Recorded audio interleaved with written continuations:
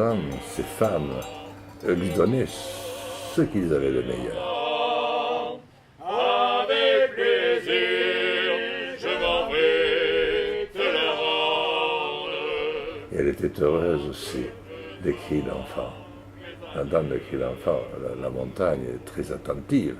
Avec plaisir, je m'en vais te le rendre.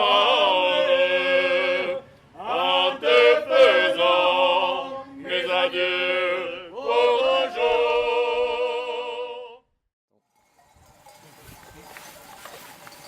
Tous les enfants sont attachés à la terre qui les a vus naître, et pour toujours. Et quoi qu'ils fassent, et quoi qu'ils deviennent, ils n'y échappent jamais. Je suis agriculteur et berger en Vallée d'Aspe, je m'appelle Michel Escotte, je me suis installé à 18 ans et ma grande passion c'est le berger, les animaux, le contact avec la nature. Je suis berger, j'aime les brebis, les vaches, les chèvres et les juments, mais j'aime aussi les isards ou les perdrix que je peux rencontrer en montagne. C'est pas parce que je suis un agriculteur et un berger que toutes les bestioles sauvages que j'ai dans la montagne me dérangent. Bon, les sangliers des fois parce qu'ils font trop de dégâts.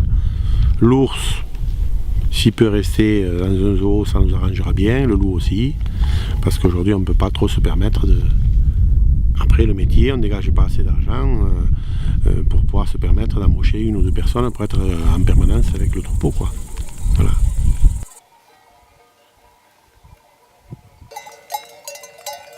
On va trop loin, quoi, aujourd'hui. Alors, c'est ce qui nous rend un peu amers, c'est que ça va être un peu banal ce que je vais vous dire, mais aujourd'hui on va faire, en ce moment peut-être vous avez X milliers d'avions dans le ciel qui est en train de se promener, bon, et je pense pas qu'ils polluent, je pense pas. Et moi avec mes 4 brebis ou mes 4 vaches et mon travail, on va me dire que bon, les vaches elles réchauffent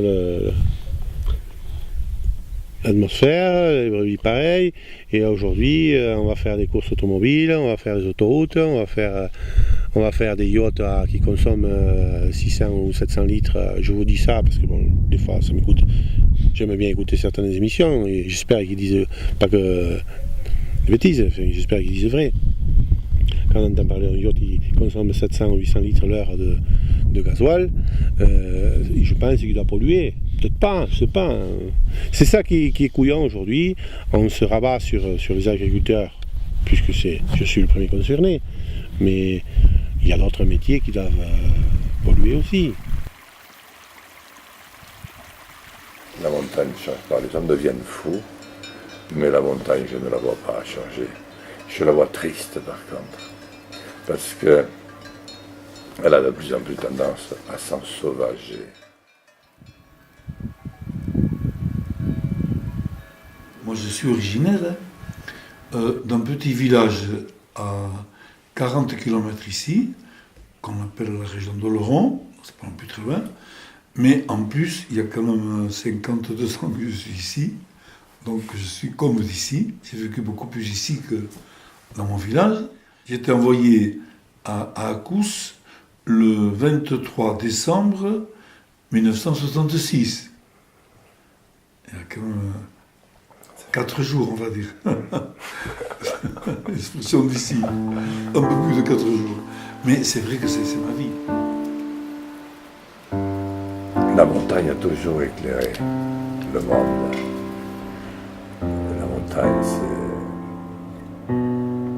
La montagne, c'est primordial pour les hommes. Voilà, où qu'ils soient. Pour moi, la rencontre de Jésus que j'ai fait le plus fortement, c'est seul dans l'église ou dans la chapelle ou dans ma chambre. Il y avait les autres aussi, mais moi c'est d'abord seul. La montagne, si tu veux, bien sûr qu'à la montagne je vais être saisi par tout ce que je vois, mais ma relation avec Jésus est beaucoup plus profonde, on va dire, beaucoup plus familière. Ceci dit, j'aime beaucoup aller prier en montagne. Je pense que le dernier regard qui se pose au moment où vos paupières s'éteignent pour toujours, c'est celui du premier paysage que vous avez vu. Mais pour le montagnard, c'est encore plus fort, parce qu'il y a un sentiment quasi charnel avec ce territoire. Et il est renforcé par la notion d'handicap, parce que tout est beaucoup plus difficile, tout est beaucoup plus long, tout est beaucoup plus dur, tout est beaucoup plus loin là-haut. Il faut vraiment aimer passionnément.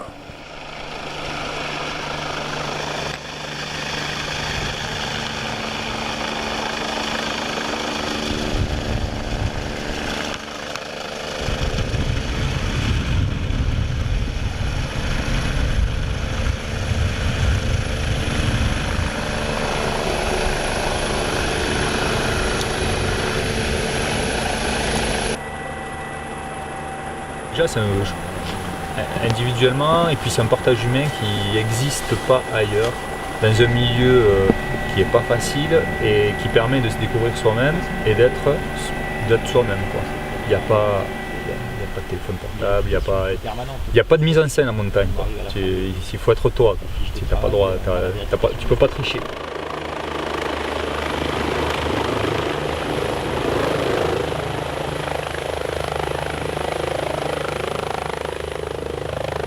Moi, je retrouve autant de plaisir presque à être en montagne qu'un plaisir que je pourrais ressentir si j'étais par exemple en haute mer. Parce que moi, c'est ça que je recherche en fait. C'est ce côté, pas dépassement de soi, mais ce côté, je me sens vivant parce que je suis dans un milieu naturel, non aseptisé. Et j'ai ma part de décision à prendre qui engage aussi des fois une notion de sécurité. Et moi, c'est là-dedans que je me retrouve. C'est ce côté, voilà, tu sais qu'il y a des dangers objectifs et tu mets des choses en place pour essayer d'arriver quelque part vivant le soir. Même si tu vas pas tout le temps pour mourir, mais c'est hostile quoi. Voilà, mais tu sais que tu peux se passer des choses en montagne. Et c'est ce côté-là qui, quand tu rentres le soir, tu te sens, ou plusieurs jours après, tu vois, tu sens que tu as vécu des choses. Le crochet, on le clip si tu veux tous les deux. Tu vois, et puis après, c'est toi qui fais. Moi, je le fais pas le signe. Comme ça, quand tu es prêt, tu signes que tu es prêt.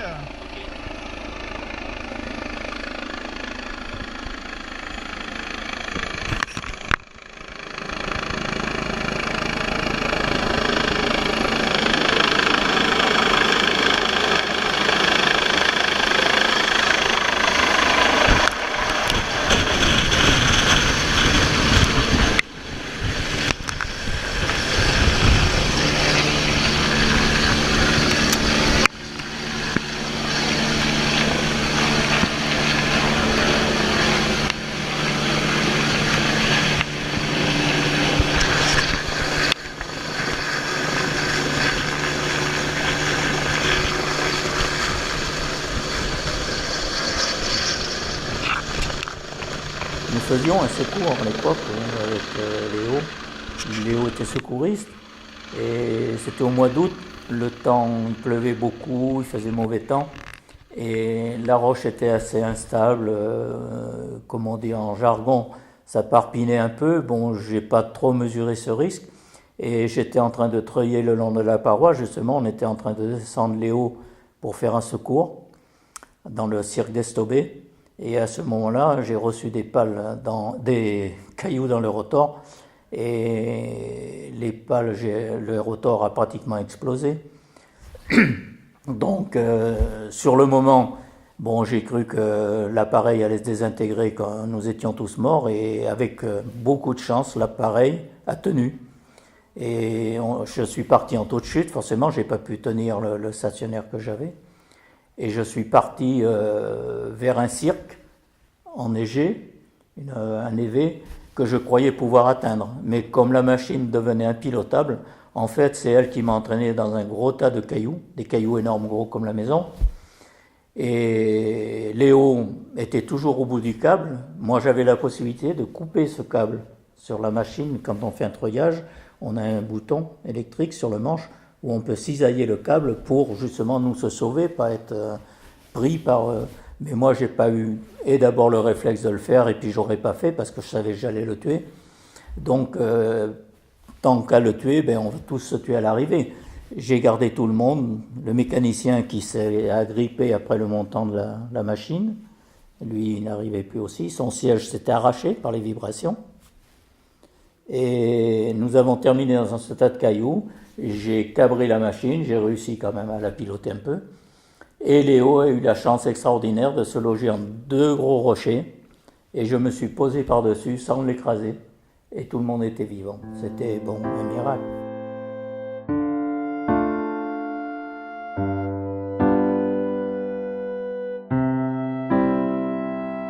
Le montagnard, quand même, est obligé d'avoir une certaine humilité, si on veut. Parce que par rapport à la montagne, par rapport à ses immensités, on est tout petit. On ne pèse rien. Quand il y a des gros orages, des crues, des avalanches, des tempêtes, des 2 mètres de neige, bon, on se sent tout petit, on se sent des fois un peu impuissant. Et ça nous oblige à avoir une certaine humilité. Au moins ça. Après, on peut sûrement avoir d'autres défauts, hein, face de l'humilité. Non.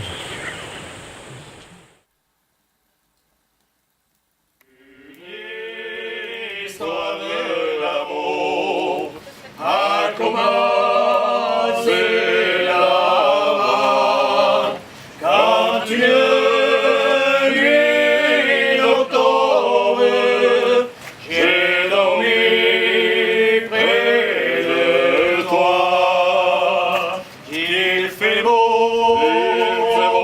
s'endormir au refuge le soir, près du feu qui s'éteint. Je combats de toutes mes forces avec mon frère, et nous ne sommes pas les seuls, pour que les enfants, les jeunes, reviennent dans la montagne d'eux-mêmes. On ne leur fera aucun mal. Ils y souffriront peut-être, ils seront en sécurité, une chose est certaine. Ils se révéleront à eux-mêmes. Ils éclateront comme un printemps triomphal qui s'installe. Le montagnard, c'est immense. C'est une immense, c'est une vraie vie, c'est une vie.